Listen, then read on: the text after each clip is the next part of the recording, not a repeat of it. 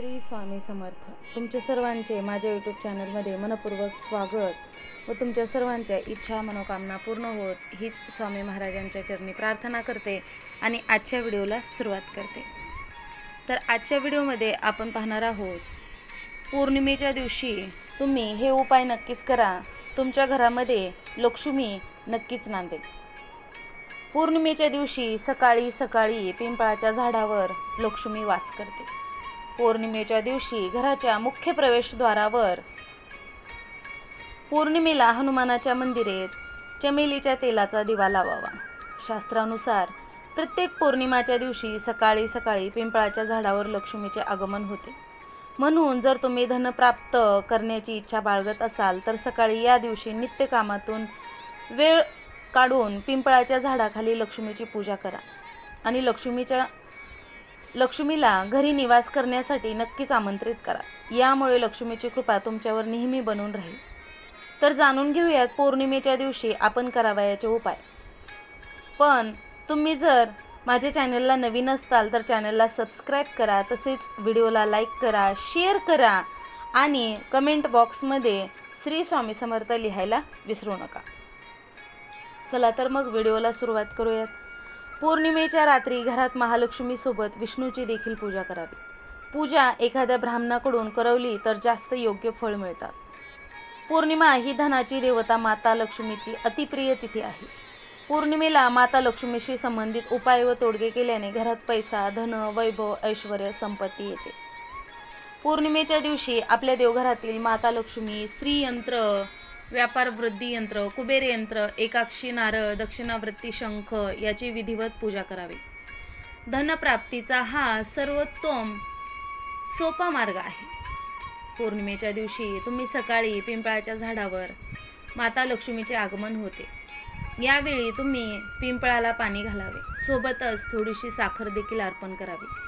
माता लक्ष्मीला घरी येण्याचे तुम्ही अतिशय मनोभावे आवाहन करून इतरत्र कुठेही न जाता थेट घरी जावे. घरातून दरिद्रता म्हणजेच अलक्ष्मी कायमची निघून जाते. माता लक्ष्मीच्या कृपेने घरात धनधान्य समृद्धी येते.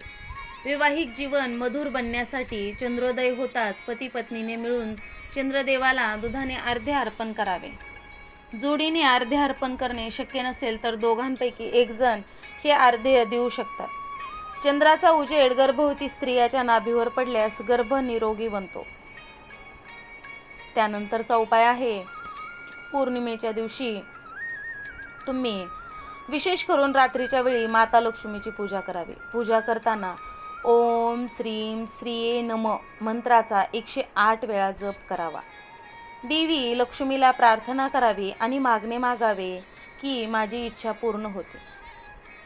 11 कवड्या मिळाल्या तर आई लक्ष्मीला अर्पण कराव्यात.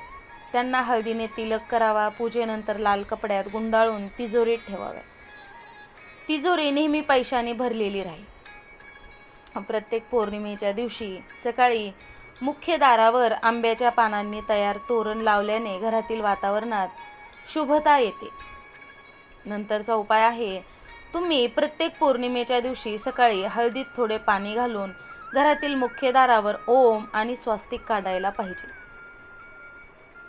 त्यानंतरचा उपाय आहे, पौर्णिमेच्या दिवशी एखाद्या शिवमंदिरात रात्री जाऊन शिवलिंगाजवळ दिवा लावायला पाहिजे आणि ओम रुद्राय नमः या मंत्राचा तुम्ही जप करा. प्रत्येक पौर्णिमेच्या दिवशी चंद्राच्या आगमनानंतर साबुदाण्याची खीर, मिश्री घालून तयार केली पाहिजे आणि तो प्रसाद म्हणून लक्ष्मीला दाखवायला पाहिजे. नंतर तो सर्वांनी ग्रहण केला पाहिजे, ज्याने धनाच्या आगमनाचे मार्ग खुलून जातात. पौर्णिमेच्या दिवशी एखाद्या हनुमानाच्या मंदिरात हनुमानाच्या समोर चमेलीच्या तेलाचा तुम्ही दिवा लावावा आणि हनुमान चालीसाचे देखील पठण करावे.